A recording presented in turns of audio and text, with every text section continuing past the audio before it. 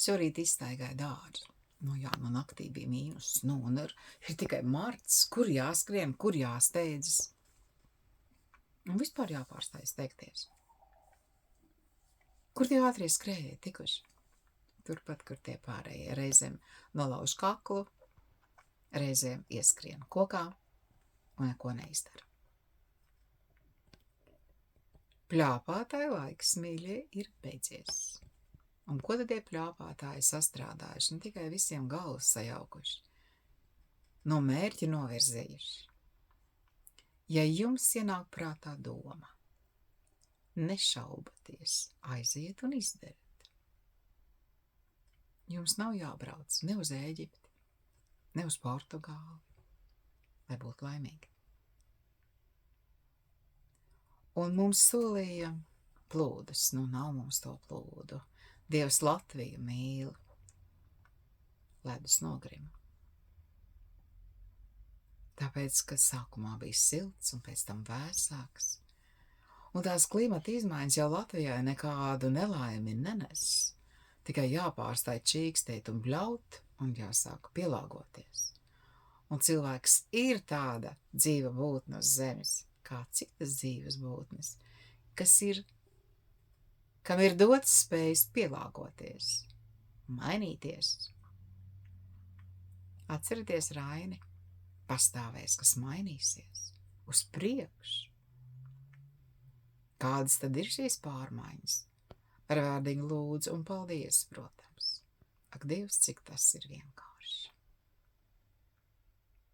Tiem, kam ir daudz egoisma, augstprātības, iedomības un lepnības, tiem nekas labs nespīd.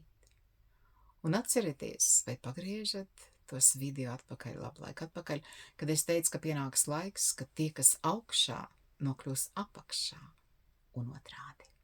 Un tas laiks ir atnācis ļoti tuvu. Es skatos uz to pasaules bagātāko cilvēku, Masku. Viņš neizskatās pēc laimīga cilvēka. Viņš izskatās pēc bišķiņa traka cilvēka. Un ko tad dod viņam tā? Tie miljardi. Varas apziņu. Veiksmes rats ir apaļš, un viņš met kūleni. Un tad viss notiek otrādi. Un tam mēs esam ļoti tuvu. Un kas ir veiksme? Veiksme arī ir jānopelna. Kas ir laime? Man laime ir būt vajadzīgai. Gan savai ģimenei, gan saviem draugiem, gan jums, mīļie cilvēki, kuriem es varu palīdzēt. Tā ir laime. Tā ir liela laime. Vislielākā. Jā, es arī reizēm paraudu. Esmu blakām tiem, kam jāiet projām. Arī tā notiek. Bet es esmu blakām tiem, kam jānāk uz šo pasauli. Arī tā notiek, un tas ir skaisti. Dažs lapas jau ir izaudzis liels. Citam jau 20 gadi, kad es biju blakām, kam jātop. Bet pie mākslīgās apaugļošanas esmu bijusi blakām. Un tad labāk sanāk, kad ir miers, kad nav stresa.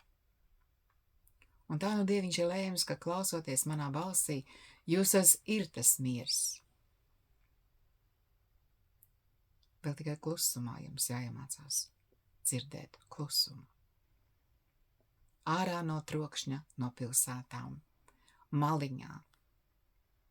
Un, protams, nākotne ir tādām viesnieciņām, kas ir mežā, kas ir dziļi prom no lielām pilsētām.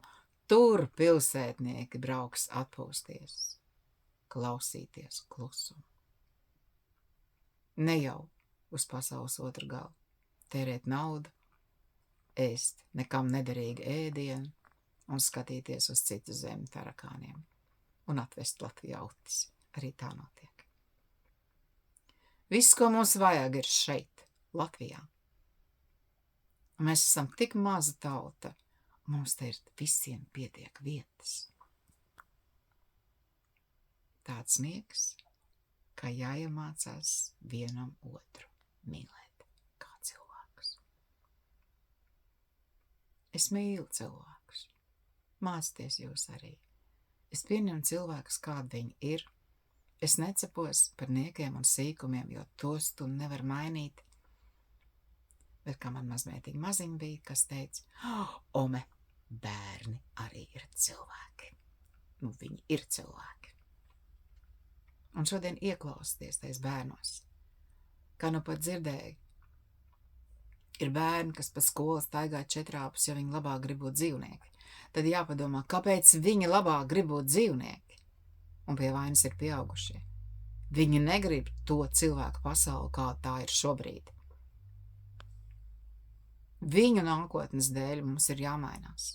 Tūlīt un tagad. Nevis kaut kad. Vai cerams. Tas nav tas vārds, kas tagad jālieto. Būs jādara.